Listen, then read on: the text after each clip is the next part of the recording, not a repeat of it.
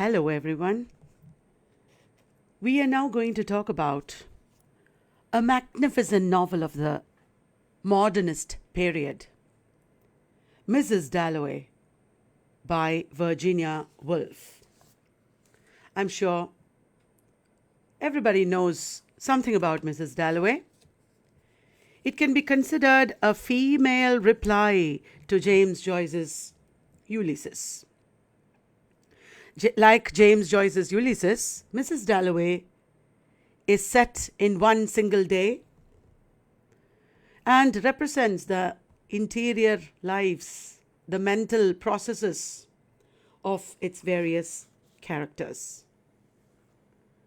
It is a novel set against London, where London itself is like a character, and it is a novel set against the First World War and other traumatic events of the early 20th century. The wasteland of Europe, or London, is the setting. Virginia Woolf lived from 1882 up to 1941. She died after the Second World War began. I will now take you on a photo tour of her life. This is her father, Sir Leslie Stephen. He was quite old, like a 50-year-old man, when Virginia was born to him. He had been married before to one of the daughters of Thackeray, and after that lady died, Leslie Stephen had married a widow who had 3 children. And Leslie Stephen was a renowned critic. His wife Julia was extremely beautiful. Leslie Stephen gave Virginia his passion for books, and Virginia inherited from her mother her striking good looks, her beauty. The Stephens had 4 children, Virginia and her sister Vanessa, and their 2 brothers, Toby and Adrian. Henry James, the famous author, was known to them, Leslie Stephen being a well-known critic at that time, of course. And Virginia Woolf and Vanessa struck Henry James as extremely pretty children, but he was soon shocked by their unladylike behavior. The girls both appeared to be shy, but underneath, like their father, they were quite outspoken and satirical. This is the pretty Virginia and her artist sister, Vanessa. Vanessa was married to Clive Bell and Virginia to Leonard Woolf. From her childhood, Virginia was an unusual girl. She read a lot, and at home she was nicknamed the Goat. Her husband, Leonard Woolf, had been in the civil service, and he had served in Ceylon or Sri Lanka. Look at the couple. The Woolfs traveled through France, Spain, and Italy after marriage, and they settled down in Fleet Street and later at Bloomsbury. Virginia's first novel, The Voyage Out, was being written in 1912-1913 period, at which time she became irritable and nervous, and she had another mental breakdown. Actually, she suffered from mental breakdowns before her marriage itself, and she now felt the old systems of mental illness recurring. She was sleepless, she had delusions, and she even attempted suicide. Leonard stayed with her constantly, took care of her, often spoon-feeding her lunch. At times, Virginia was violent, and once she fell into a coma for a couple of days. The voyage out was followed by other novels like Night and Day. In about 1917, the Wolves started the Hogarth Press. This is a picture of the Hogarth Press. They had written some works at this time, and they published their own works as well as the works of other writers. They published T.S. Eliot's The Wasteland, and upon the insistence of Eliot, they published James Joyce's bulky novel Ulysses. I failed to mention this, that the first ever publication of the Hogarth Press was a book called Two Stories, where one story was by Virginia and the other by Leonard. The Wolves lived at Hogarth House from up to the end of the war and up to 1924. And she began writing Jacob's Room. Virginia started writing Jacob's Room in about 1920. At this time, Jacob's Room was already published while they were living at Hogarth House. It was published in 1922. It was not at all an easy book to write because she was experimenting and she developed a new technique of writing. It took a heavy toll on Virginia. She had suffered from terrible headaches and insomnia during the writing of this novel. She must have experienced much of the traumas that encountered Septimus Warren Smith in our novel, Mrs. Dalloway. And Mrs. Dalloway was first called The Hours, and later she published the novel as Mrs. Dalloway. It got very bad reviews because people were not ready for a liberatory and experimental style like Virginia's. Then, at this time, she also wrote prose collected in The Common Reader, which is a collection of essays about English literature. And it was followed up by To the Lighthouse. Very soon, Mrs. Dalloway, The Common Reader, and To the Lighthouse were all recognized as revolutionary works. After that came Orlando, which was also very experimental. She interwove mystery and magic and wrote Orlando, a breakthrough novel where the main character exists as both a man and as a woman. This was followed up by her later novels like The Waves, The Years, and the last novel was Between the Acts. During much of this time, she suffered from her old illness, insomnia, nervousness, and one day in March 1941, she sat at her table and wrote this note to her husband, Leonard. Tuesday. Dearest, I feel certain that I'm going mad again. I feel we can't go through another of those terrible times. And I shan't recover this time.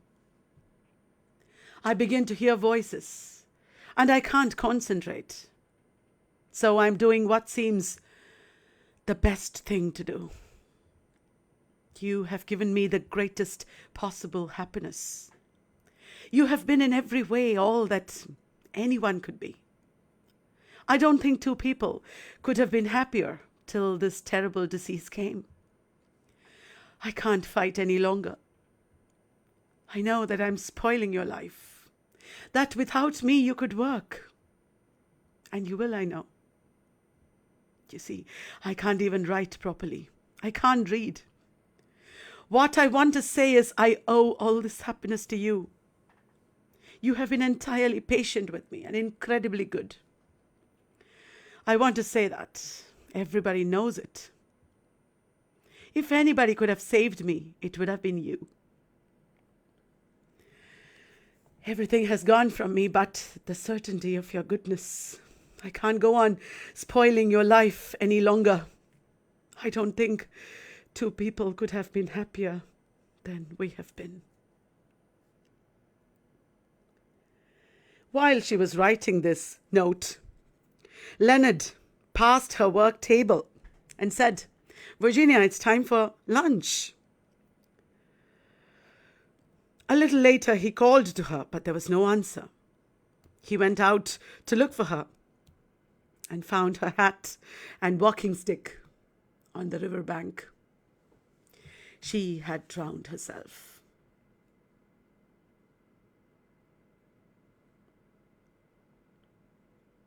So, about the author. Virginia Woolf was a writer and publisher, born in 1882 at Hyde Park Gate in Kensington in London. On the literary tour that I took, I was blessed enough to take in my life. The first place I went to was Hyde Park Gate, where the house that she lived in is now a hotel with a blue plaque outside. This is the house where Virginia Woolf lived. And we sat in the Hyde Park. There's a park there called Hyde Park, which is full of monuments and quotations from Virginia Woolf's novels, etc., and paid our tributes to her. Well, she lived there in Hyde Park Gate with her sister Vanessa, who was later the artist Vanessa Bell, as well as her brothers. The four children later formed the nucleus of what is called the Bloomsbury Group. You might know that the Bloomsbury Group was a group of artists and thinkers and writers from London. They were all modernists. They were all experimental in their writing and thinking, unconventional. Virginia was largely educated at home, and she had summer vacations in Talent House, St. Ives, Cornwall, which provided the inspiration for much of her writing. No wonder she wrote so much about the sea. The sea and its waves are a recurring presence in all her works. In Mrs. Dalloway as well. In 1905, Woolf began publishing reviews and essays. Her first novel, The Voyage Out, was published in 1915, in much about the same time when James Joyce also published his first work. She, with her brother Leonard Woolf, founded the Hogarth Press in 1917. And it was started as a hobby of printing rather than publishing. She is regarded as one of the principal exponents of modernism. Virginia Woolf's last work is Between the Acts. It was shortly after finishing it and before its publication that Woolf drowned herself in the River Ouse. That was in 1941. She is now acclaimed as one of the greatest novelists in the literary canon. Many of her experimental techniques, such as the use of free indirect discourse and interior monologue, have been absorbed into mainstream fiction. Virginia Woolf was also a pioneer in the use of stream of consciousness as a narrative technique. I have put these words in bold because I want you to stop the video here and look up these terms: free interior monologue and indirect discourse, stream of consciousness. Remember, your own reading and research is what should supplement these videos. Stream of consciousness came from France. Edward Dujardin was the first writer of stream of consciousness, and Henry James's style contributed greatly to this technique in literature. Henry James's own brother, William James, the psychologist, had coined the term stream of consciousness. The first writer in England to write stream of consciousness, as May Sinclair has pointed out, was Dorothy Richardson, who wrote Pilgrimage, a 13-volume novel. And later, stream of consciousness has been used by James Joyce, Virginia Woolf, and others among the modernist canon. The major works of Virginia Woolf I've listed out here: The Voyage Out, Jacob's Room, Mr. Bennet and Mrs. Brown. It is an essay where she famously says, on or about December 1910, human nature changed. And then in 1925 came Mrs. Dalloway, followed by To the Lighthouse, Orlando, A Room of One's Own. I will be making a video on Room of One's Own also very soon. The Waves, Flush, 3 Guineas, and finally, Between the Acts. So that is, in a nutshell, Virginia Woolf's oeuvre. Now we come to the magnificent novel Mrs. Dalloway. Mrs. Dalloway is not a novel that just tells us the life story of Clarissa Dalloway. It is not just a chronicling of events. In fact, it is not a conventionally narrated novel at all. Mrs. Dalloway is more of a collage or a mosaic, a technique that Virginia Woolf perfected as a modernist. What do I mean by that? Like in The Wasteland, this novel pieces together bits of Mrs. Dalloway's life, her past, her memories, and her present. The whole story takes place on one Wednesday in mid-June in the year 1923. On that particular day, she is going to give a party. Mrs. Dalloway is going to give a party. That is all that happens. Nothing else happens in the novel. This is not a novel of external action. The entirety of the novel takes place, so to say, in the psychology of the characters. That is a technique that Virginia Woolf perfected, and she had disagreements with contemporary writers like Arnold Bennett or John Galsworthy because they focused too much on social life, on external action. I have already discussed this in another video, which is on Virginia Woolf's essay, Modern Fiction.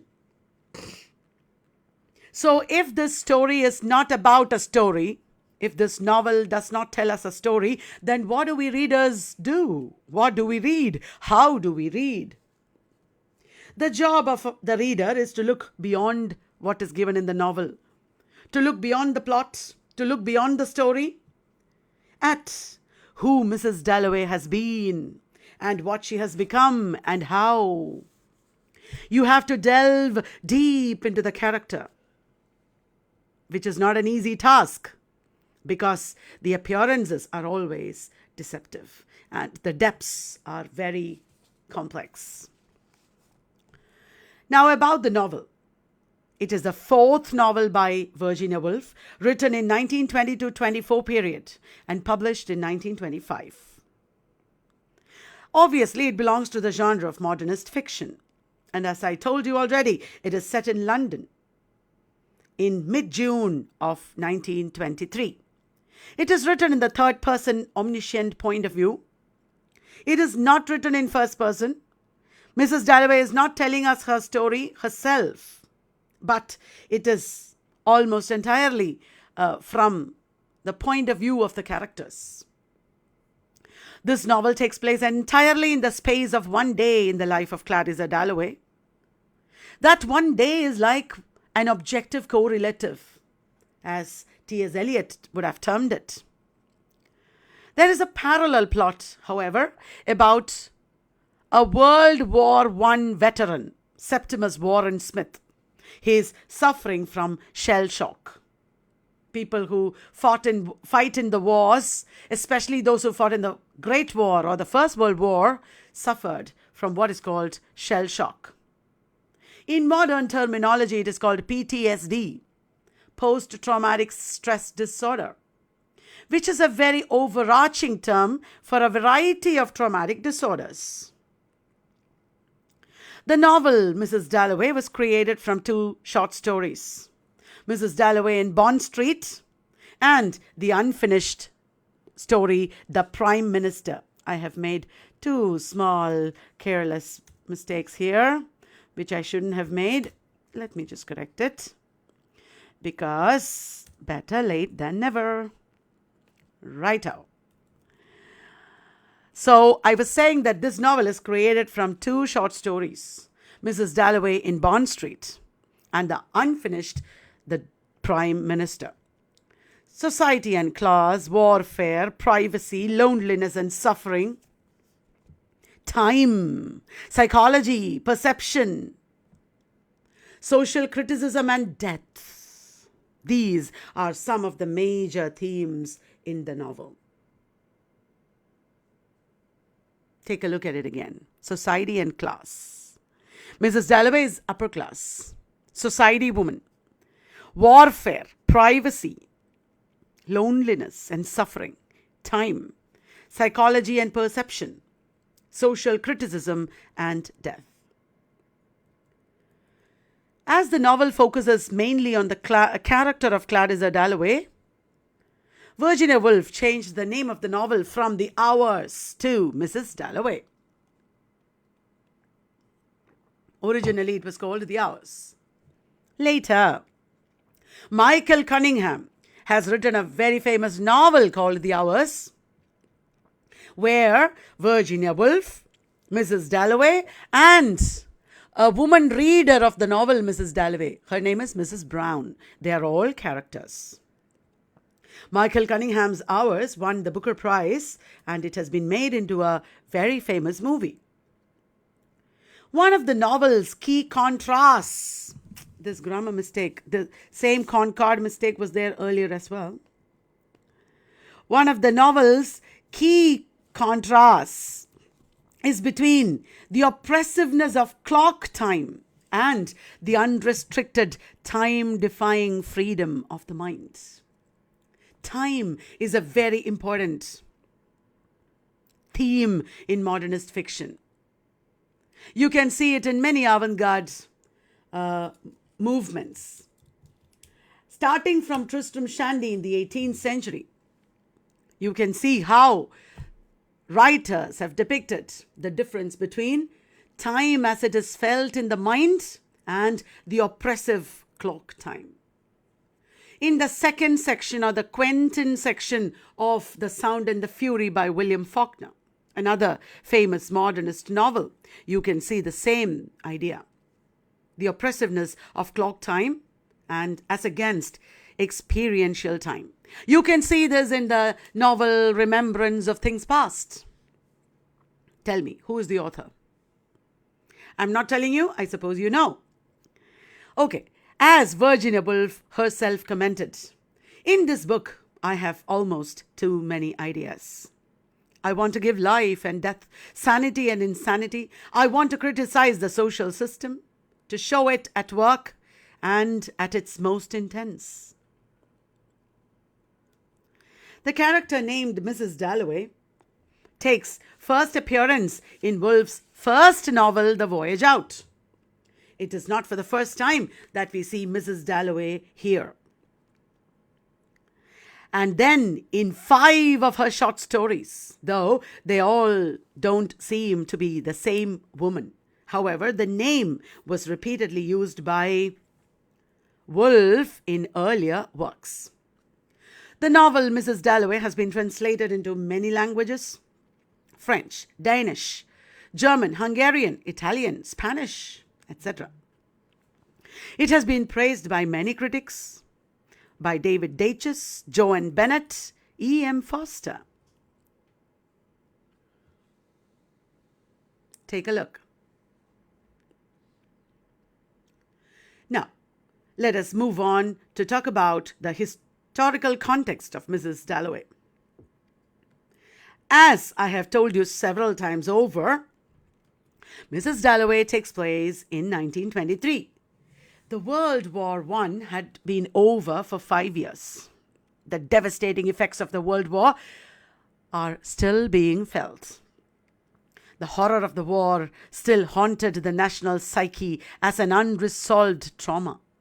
Even as England tried to bury its memory and move on, in order to catch up with the rest of the world, which was speeding headlong into modernity. Modernity was like an epidemic, spreading everywhere. There had been many exciting developments at this time in art, music, and literature. You know many of them. The avant-garde movements, what are they? Cubism of Pablo Picasso, jazz that developed in America, Modernism, and other movements. At the same time, trouble lurked on the horizon. The country was heading toward deep depression. There was uneven economic development, which led to the crash of the stock market at the end of the decade. There was massive unemployment, food shortages, epidemics, and profound social unrest. As in these days of COVID, we keep remembering there was an influenza outbreak in the early 1920s, starting from 1918. So these were periods of profound social unrest. The British Empire was beginning to disintegrate. As its various colonies intensified their struggles to throw off the British rule. Civil war was there in Ireland, and it had already led to the establishment of the Irish Free State. Mahatma Gandhi, as we call him, Mohandas Karamchand Gandhi, had begun his campaign for independence in India. And in 1922, much of Ireland seceded from the United Kingdom, and any of Britain's colonies would reach independence in the decades following, including India, where Peter Walsh, the character in Mrs. Dalloway, has returned from. So India is an indirect presence in the novel. Woolf's novel makes a few direct references to all these events that I just enumerated. In some ways, Woolf's novel is about, or at least recreates, the unstable mixture of breathless optimism and paralytic fear. The two extremes of breathless optimism and paralytic fear that characterized her time. The novel critiques the conservatism and traditionalism of the upper classes at the time. Even though Virginia Woolf belonged to the elite class, she is critiquing the upper classes of the time. Now let us move on to take a quick look at the major characters in the novel. Clarissa Dalloway is a delicate, elite woman. She has quite some energy, but she is very cultured. She is about 50 years old, and she is the wife of Richard Dalloway, a quiet, gentle aristocrat who holds a government job, a government post. There is a former suitor of Clarissa, Peter Walsh. He has just returned from India. He was working in the army, and he's planning to, was he working in the army? Anyway, he's now planning to marry an Indian woman. Elizabeth is the daughter, the 17-year-old daughter of Clarissa and Richard. And Lucy is the maid in the Dalloway home. There is Septimus Warren Smith, who is like a counterfoil to Clarissa's character. Septimus actually takes up half of the novel. He's an ex-soldier from World War I, and he is shell-shocked and insane.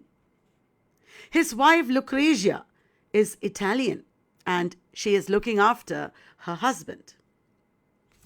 Hugh Whitbread is an old acquaintance of Clarissa and Richard, whom she meets in the novel, and he has a minor position at court. Evelyn is the sickly wife of Hugh. Clarissa remembers her first friend, her first intimate friend, Sally Seton. She is now the mother of 5 boys. She used to be a very unconventional and rebellious girl. And Clarissa, who cannot share much with men, found that she is completely at peace with this friendship with Sally.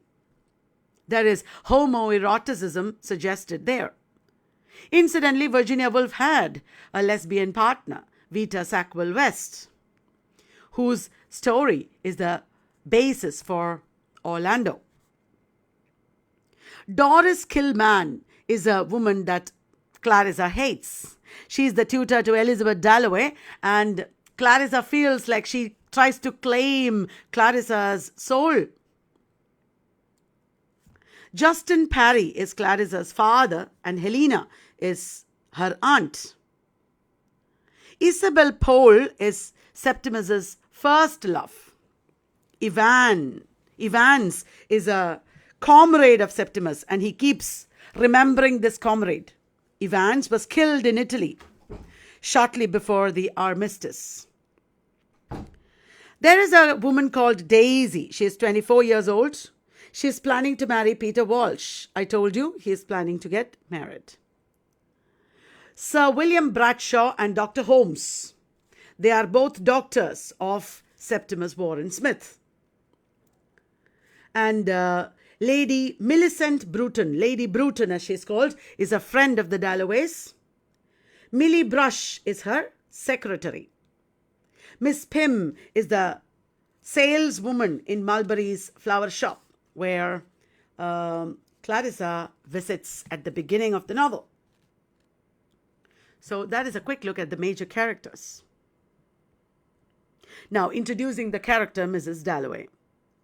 Mrs. Dalloway is a middle-aged woman over 50. She is a central figure in the novel, which is largely concerned with the depiction of her life and her world. It is not an objective picture of life and the world, but a very subjective picture of her life and her world. As you know, she is the wife of Richard Dalloway, a conservative member of the parliament. He might soon become a cabinet minister. They are well-to-do people living in Westminster, which is a rich and fashionable locality of London. She loves life. Clarissa loves life and its small sensations, but she is also constantly aware of death. Even though she is full of life, she is at the same time constantly aware of death, with a foreboding that her joy is fragile. We learn that Mrs. Dalloway prefers to buy the flowers herself. Why flowers? Because she's going to give a party. So this is the opening. Mrs. Dalloway said she would buy the flowers herself, for Lucy had her work cut out for her. The doors would be taken off their hinges. Rumpelmayer's men were coming. And then, thought Clarissa Dalloway, what a morning, fresh as if issued to children on a beach. This statement that Mrs. Dalloway would buy the flowers herself seems like a very innocent statement, which doesn't mean much. Yet, note that this first sentence makes the entire paragraph. The first paragraph is one sentence. And it is a curious way of beginning the novel. It's like in medias res. We don't know why she's buying flowers and who is Mrs. Dalloway. So Virginia Woolf is in this scene getting Mrs. Dalloway right out of the house so that she can be wandering in London.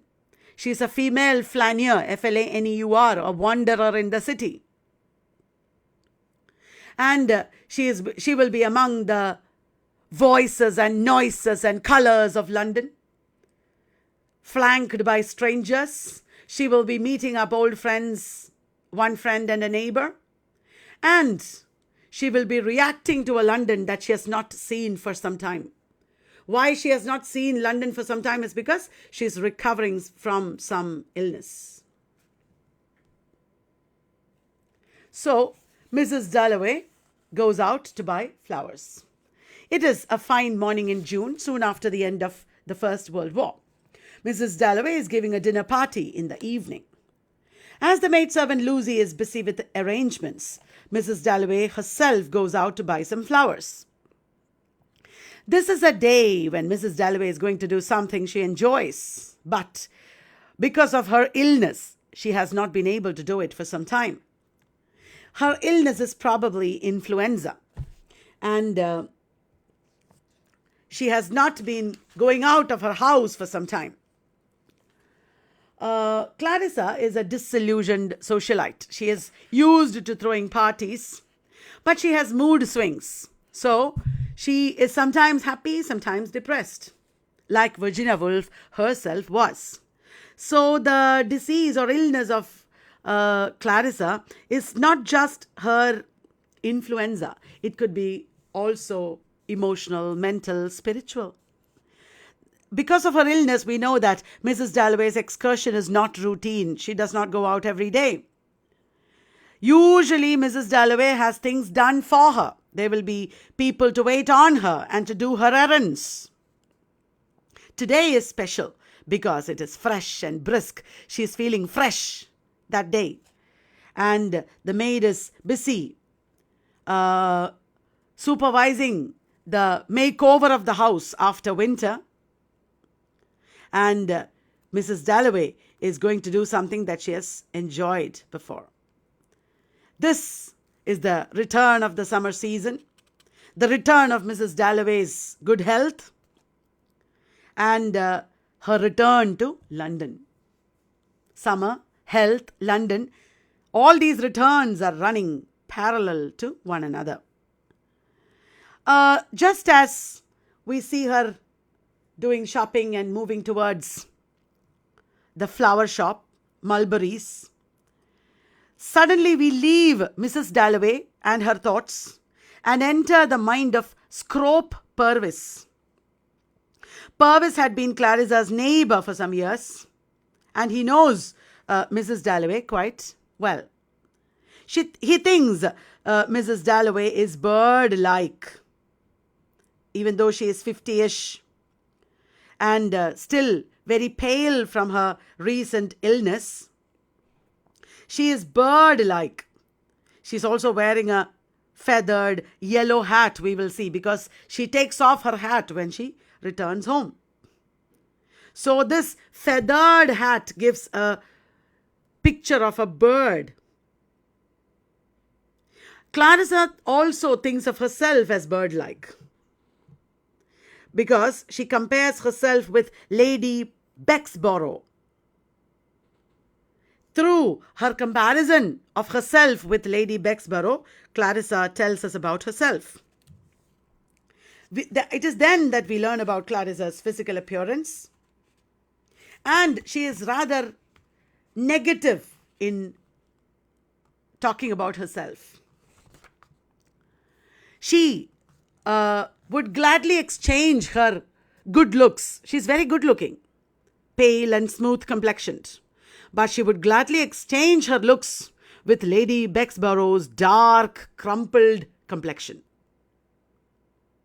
She thinks her face does not have character. She wants to move more slowly and in a more stately manner, not lightly and fast. She is too fast. She thinks she doesn't stay in one place or in one experience enough. She is too insincere, Clarissa thinks about herself. She is not very appreciative of herself, and she doesn't like her body, it seems. She talks of her body as a nothing that she wears. Her body is a nothing that she wears, like a bony sack. She's like a bony sack. So there are so many negative impressions that Clarissa has of herself, even though on the outside she's so pretty and elite and energetic. All these thoughts are contradictory. She is despairing Is it about her unattractiveness or about her aging? Well, we don't know. Now, she travels in London and she enjoys the beauty of the morning. The London that she travels in is a collection of people, noises, smells, colors. She just becomes anonymous amongst them. She walks among them, these people, these unknown strangers, yet does not merge with them. London appears to her like a living work of art. She enjoys the scenes and smells and sounds of London with zest, as if she was seeing them for the first time. See, this is a novel of sensations. So many sensory experiences that you can see in this novel. Did you note? She listens to the striking of the Big Ben, the clock, the church clock, very famous in London, and she considers the sound musical. She loves Victoria Street, which is so full of life and movement. In Victoria Street, there are people of all sorts. Some are dejected, some are happy. There is the roar and thud of carriages, trams, buses, etc. And the sound of brass bands, barrel organs, or the zooming of an aeroplane overhead, galloping of horses on some mysterious errand. See, so many sensations. It is a novel that talks about sensations and thoughts. Clarissa is attracted by the laughing girls in their muslin frocks and the lovely diamond brooches in the shop windows. Sometimes she looks in at shop windows and admires what she sees there. Look at London in the early 20th century. Do you see Clarissa Dalloway in the crowd? For heaven only knows why one loves it so, how one sees it so, making it up, building it around one, tumbling it, creating it every moment afresh. But the veriest frums, the most dejected of miseries, sitting on doorsteps, drink their downfall, do the same. Can't be dealt with, she felt positive, by acts of parliament for that very reason. They love life. Now, what does this mean? It reveals her strong attachment to life. The concept of life as her own invention. She is deeply immersed in life, even though she is constantly reminded of death. Clarissa is conscious that the impressions of the things around her do not necessarily hold beauty or meaning in themselves, but that humans act as architects, building the impressions into comprehensible, beautiful moments. There is some literary theory at work there. You know, nothing has meaning in itself. We create meaning out of our perceptions. The beautiful moments are created by us by virtue of our perceptions. She sees that happiness does not belong to a particular class, but to all who can build up a moment and see beauty around them. You don't have to be upper class. Anybody can experience beauty.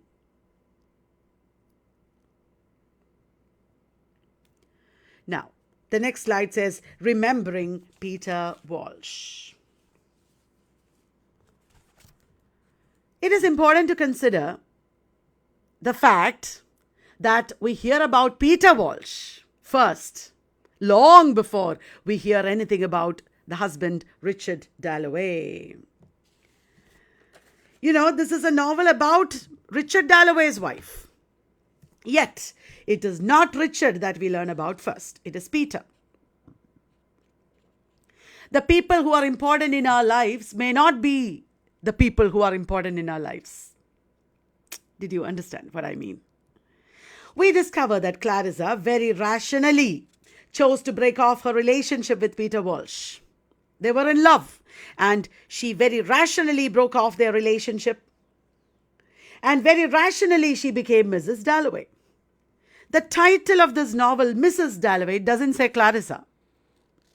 The title of this novel and the first words are one and the same, Mrs. Dalloway.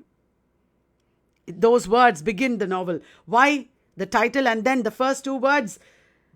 We get the impression that the fact that Clarissa's married state should be emphasized. From this, we get the realization that the novel is emphasizing Clarissa's married state. Peter Walsh was an intimate friend. He loved her and wanted to marry her, but she did not marry him. Peter was not as stable as Richard. Peter was needy and self-obsessed. And Clarissa felt that she will not be able to share her life with Peter because he would try to possess her soul. She wanted freedom. Peter was a strange man. And she still remembers his eyes, his pocket knife, his smile, all the small details about him. But more particularly, she remembers the fine things he used to say.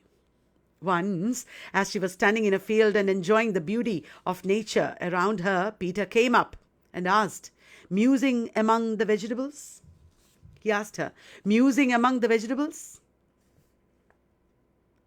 And then added, "I prefer men to cauliflowers."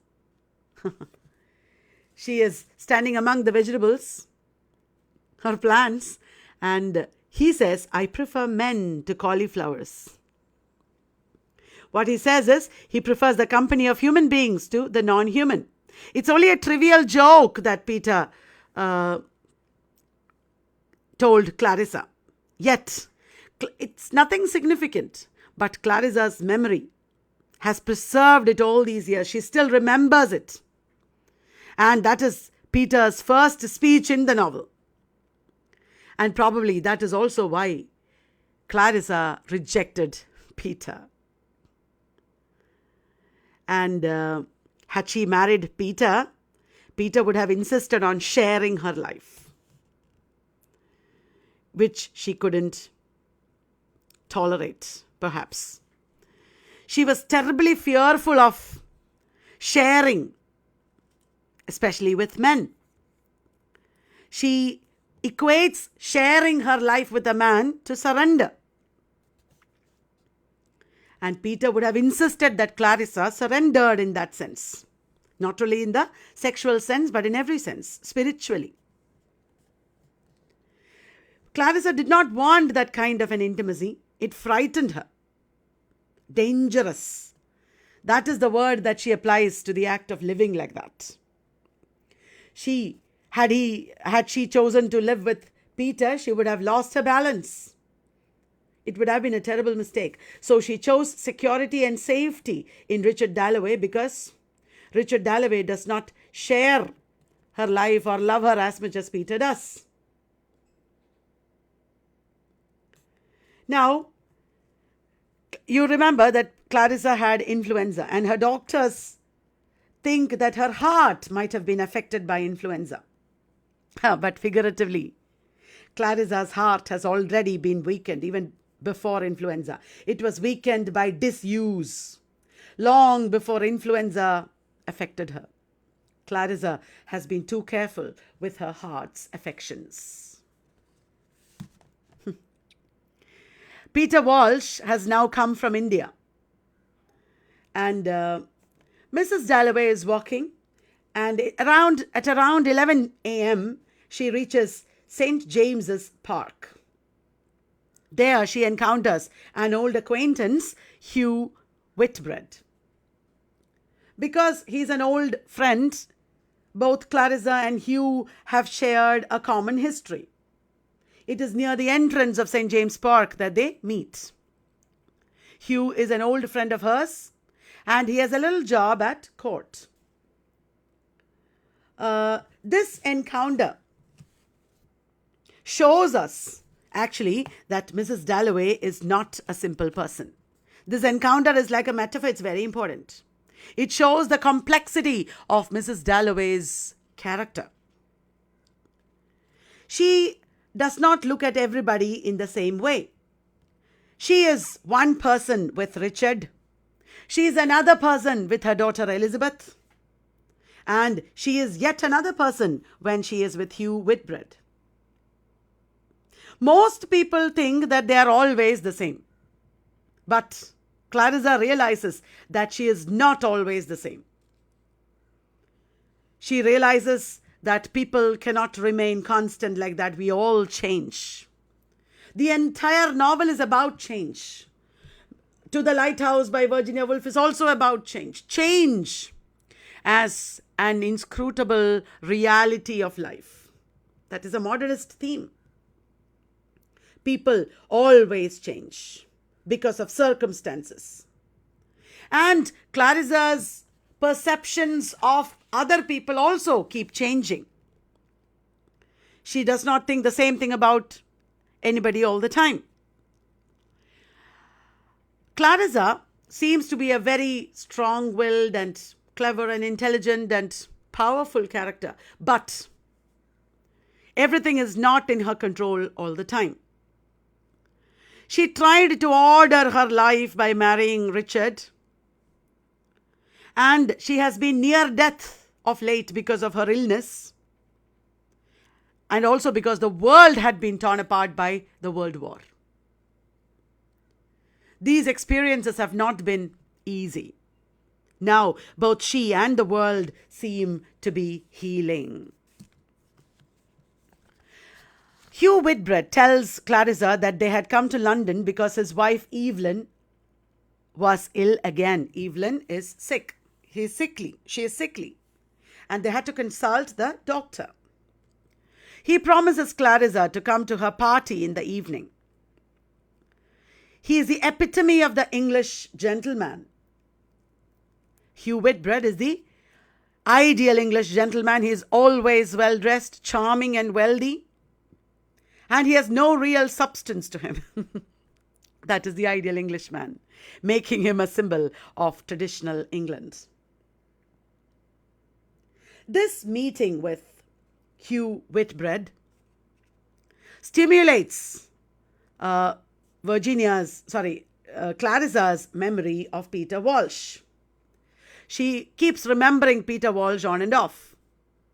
This moving around London is very much similar to Leopold Bloom moving around Dublin in Ulysses. Clarissa, moving about London, meets Hugh Whitbread and remembers Peter. And she realizes that she was right not to marry Peter. Peter would never have given any independence. And why she's remembering Peter now is because Peter, as well as Richard, both hate Hugh Whitbread. And she keeps thinking and walking. This is St. James's Park, one picture. There is a beautiful river that runs through it. Mrs. Dalloway now thinks about her daughter Elizabeth. The story moves forward deftly through the thought processes of Mrs. Dalloway in a very economical style. Note the point, economical style. From the park, so at first she was walking in noisy London, then she went into the quiet park. Now from the quiet park, she is re-emerging into the noise of London. She passes a glove shop in Bond Street, I think, and she thinks of her daughter Elizabeth, who does not care at all for gloves. Elizabeth was fascinated by her tutor, the callous Miss Doris Kilman. But Clarissa hated Doris Kilman. Clarissa cannot stand her. Why Clarissa hates Miss Kilman is not entirely clear, but we can guess a little bit, because she was a big, coarse, brutal creature who made one conscious of one's inferiority and her own superiority. There are women like that, or men also like that. Clarissa feels that she is after her soul. Clarissa was very ill recently, and her daughter Elizabeth represents youth, the essence of aliveness. Clarissa never really possessed Elizabeth. And now it seems that Miss Killman is not only possessing Elizabeth, but actually devouring Elizabeth. It is a very disturbing thought. This concept of owning completely. That is what she hated about Peter's personality. That she now discerns in Miss Killman. Now, Mrs. Dalloway has, as I told you, moved from the noisy streets of London to the quiet park, to the noisy streets again, and now she is reaching the sweet-smelling florist shop at Mulberry's. This movement of Mrs. Dalloway through London is wave-like, and it parallels the changes in time and scene, the changes in memories. There is this back and forth movement also in her memory. At the florist shop, she is greeted by Miss Pym, the saleswoman. Miss Pym is Assess Clarissa. Clarissa is a very observant woman. Remember, she is very sensuous in her experiences. She looks at Miss Pym's hands, red hands, and thinks they have stood in water with the flowers. The red hands are so red because they must have stood in water with the flowers. And Clarissa, when she thinks of the flowers and sees the flowers, she feels very calm. Miss Pym half closes her eyes when she takes in the fragrance of the flowers. All that is described. And as Miss Pym goes from flower jar to flower jar, Mrs. Dalloway goes from flower jar to flower jar and makes her purchases, suddenly outside the tire of a motor car bursts with a loud explosive noise. It is an important metaphoric scene.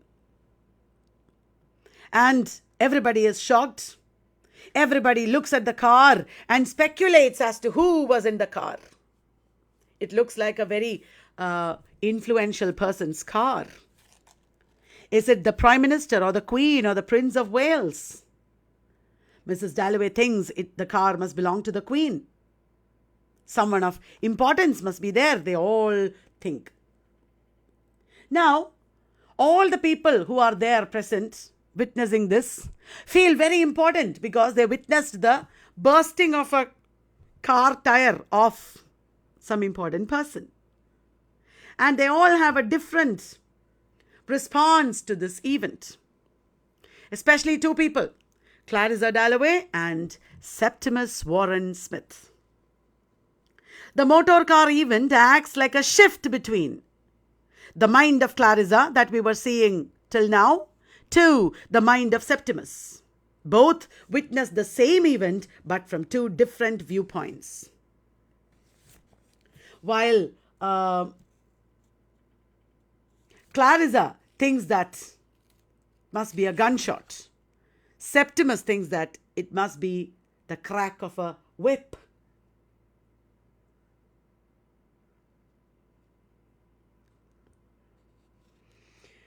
This potent mystery of what happened to the car tire takes the crowd away from their sense of the ordinary. Suddenly they all become extraordinary witnesses of an extraordinary moment. Extraordinary moment, E and M capital. Everyone in the crowd feels distinguished because they witnessed this incident. They stood there in awe, AWE, awe. And this passing incident makes it look like both Virginia Woolf and Clarissa are laughing at the comic folly of human beings. Septimus Warren Smith, these are the flowers.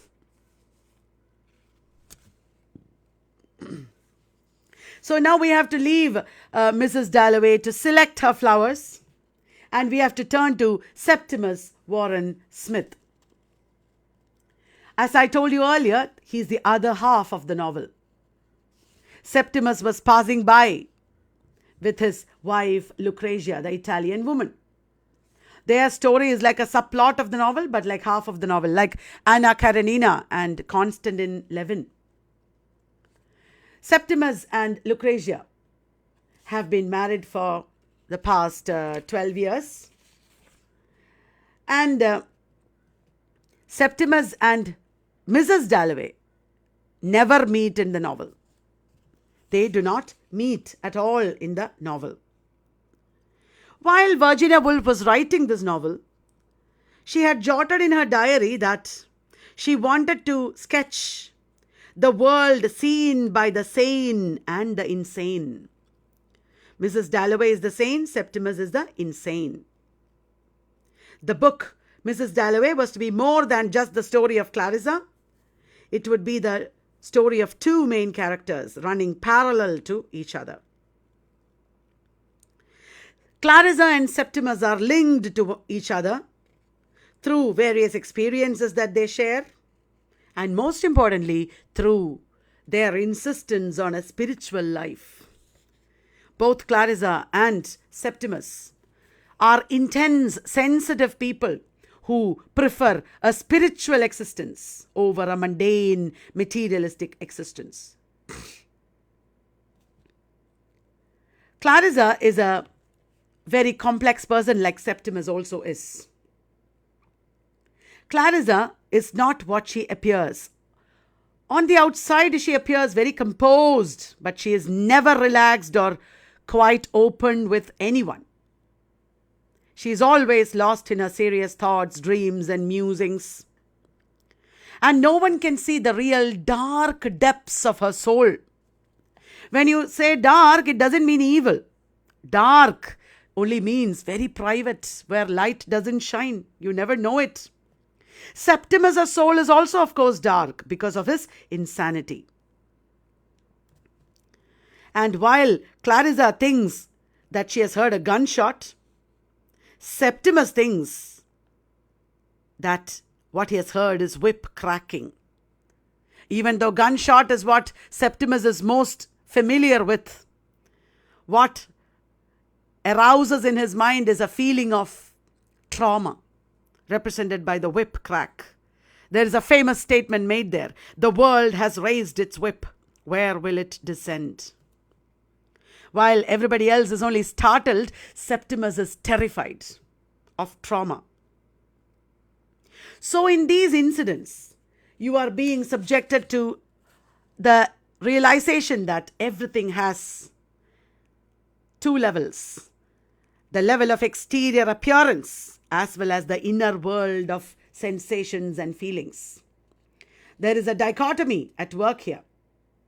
By presenting a simple morning scene where nothing is actually special, Virginia Woolf is forcing us to look at a many-prismed view of reality and society. So as I said, Septimus and Lucrezia have been married for 4 years. She was only 24 without any friends in England, and she had left her country, Italy, for his sake. He was a mere piece of bone and nervous wreck who would not talk with Lucrezia, who would jump and startle at trifles and frighten poor Lucrezia, saying, "I will kill myself," whenever she addressed him.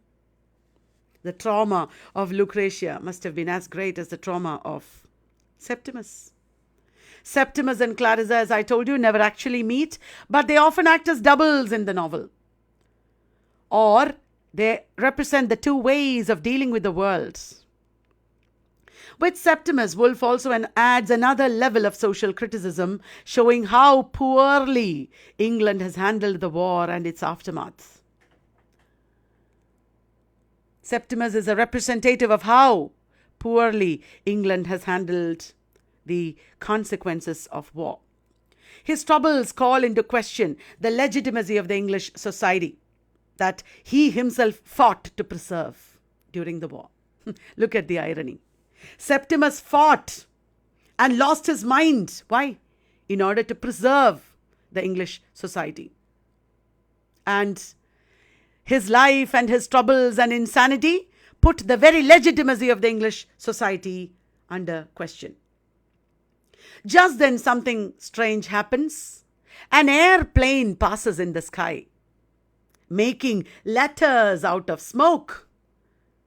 The airplane is writing something in the sky. Across London, people see this airplane in the sky.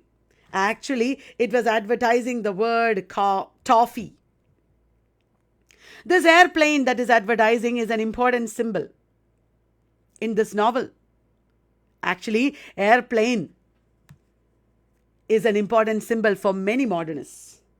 You can see the use of the symbol of airplane in Marcel Proust, as well as W.H. Auden, to cite two instances. People looking up at the airplane all think different things about it. Somebody called Mrs. Coates thinks that the airplane is writing black so. Actually, it's writing toffee. But Mrs. Coates somewhere thinks that the word is BLAXO.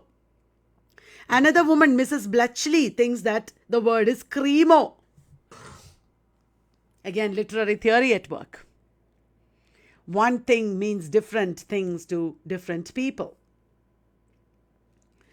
The airplane denotes that this is the age of mass advertising, mass culture, mass media, mass literacy. This is the age of standardization. Even though there is standardization at work, people are all unavoidably different. Everybody has a different life, a different soul, a different experience. Mrs. Dempster, who is in Regent's Park at that time, looks up at the airplane and remembers her own longing for foreign lands. There is one Mr. Bentley who is mowing his lawn in Greenwich. He looks up at the airplane and thinks this is a symbol of man's soul, a symbol of man's determination. So many interpretations. Perhaps this airplane is also a metaphor of reading and interpretation. Septimus believed that these letters in the sky were signaled to him. And Dr. Holmes had told Lucretia that her husband is not actually ill. Dr. Holmes told Lucretia that Septimus is not insane. And he told her that his problem is only habitual. Obsessive introspection is only a habit. So Lucretia is hoping that her husband is not insane, and she is making him take interest in things outside himself. She is showing him the airplane and trying to attract his attention and distract him from his obsessive thoughts, hoping that he is not insane. But we, the readers know that Septimus is insane because we have been inside his mind. Virginia Woolf has taken us inside his mind, and we have seen what can be called the beauty of his madness, the sad beauty of his madness. Like in these letters in the sky, in his mind also time is dispersed. Time is like scattered. He doesn't make sense of anything properly. His ideas and thoughts and sounds are all mixed up and amplified. Wave-like, like the smoke in the sky. Not clear and fixed, but wave-like. The imagery of waves in the sea is used many times over in this novel as well as in other novels of Virginia Woolf. Septimus is actually fighting against his own madness. He pleads with himself that he will not go mad. He is struggling to be the master of his destiny. That is why at the end of the novel we see that he has committed suicide. Because he wants to be the master of his destiny. Just as Clarissa is also struggling in a parallel way to be the master or mistress of her destiny. So the connection between Septimus and Clarissa is well drawn out here. And Lucrezia points out the airplane to him, but the airplane would only strike him as terrible. Just as Lucrezia distracts Septimus because she wants to be reassured that he's not mad, we in the novel are drawn away from his intense inner conflicts towards a glimpse of other people. There is the Smiths who are SMITHS, who are presented from Maisie Johnson's point of view. Maisie Johnson is Scottish. Like Lucrezia, she is also a foreigner in London. And she thinks that the Smiths are odd.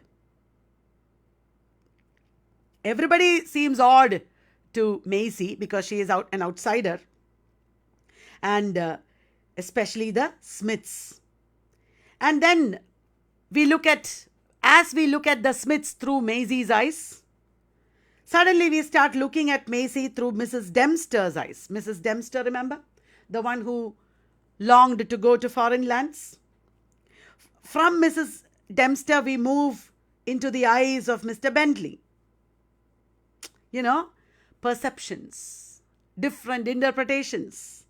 That is what it shows. And from there, we see the aeroplane noiselessly scattering blurred letters in the sky. Can a novel really fix its narrative? Can a novel present to us clear letters like the aeroplane writing in the sky? This novel also presents to us blurred images, blurred letters, blurred perceptions. Nothing can be said for sure. And this is to remind you of the airplane that makes letters in the sky. Here I stop the first video and we'll continue the magnificent novel and its discussion in another video. Thank you.